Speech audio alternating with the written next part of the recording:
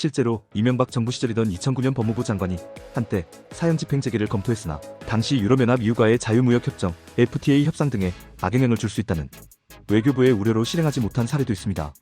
EU를 비롯한 많은 국가들은 사형제 존치를 인권 문제와 연관지어 보기 때문에 한국이 만약 사형 집행을 재개한다면 각종 외교 현안에서 불이익이나 비판을 감수해야 할 가능성이 큽니다. 그 결과 현재 한국의 사형수들은 모두 무기한 수용 생활을 하는 상태입니다. 2023년 기준으로 일반 범죄로 사형이 확정되어 교정시설에 수감 중인 사람은 50여 명이 넘고 군 관련 사형수 별도 가장 오래된 경우는 1993년 확정되어 30년 가까이 수감 중인 사례도 있습니다. 오랜 기간 집행이 이루어지지 않자 형법상의 형 집행 시효 조항이 문제로 대두되기도 했습니다. 과거 형법에는 사형 판결 확정 후 30년간 집행되지 않으면 형 집행을 면제한다는 규정형법 제78조에 있어 이대로라면 일정 시점 이후 사형수가 석방될 가능성이 제기되었습니다.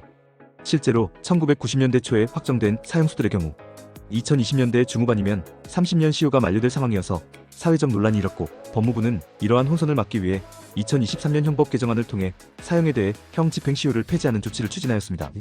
이는 사형수를 30년이 지나도 풀어주지 않고 계속 수감하도록 하겠다는 뜻으로, 달리 말하면 사형을 집행하지 않더라도 종신형에 준하는 효과를 주겠다는 정책 방향입니다.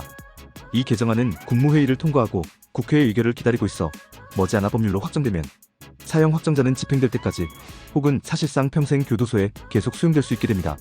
한편 사형제를 둘러싼 헌법적, 입법적 논의도 진행 중입니다.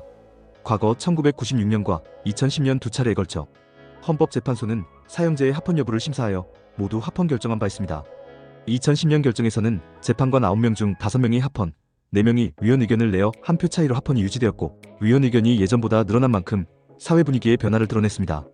현재 2025년 기준 헌법재판소에는 사형제에 대한 세 번째 위헌 심판 청구가 올라와 심리가 진행되고 있으며 2022년에는 공개 변론도 열렸습니다. 정부 법무부는 공식적으로는 흉악범죄에 대한 응보와 사회 안전을 위해 사형제가 필요하다는 입장을 견지하고 있으나 실제 집행을 할지에 대해서는 국내외 동향, 형사정책적 관점, 국제적 상황 등을 종합 고려해 신중 검토가 필요하다며 유보적인 태도를 보이고 있습니다.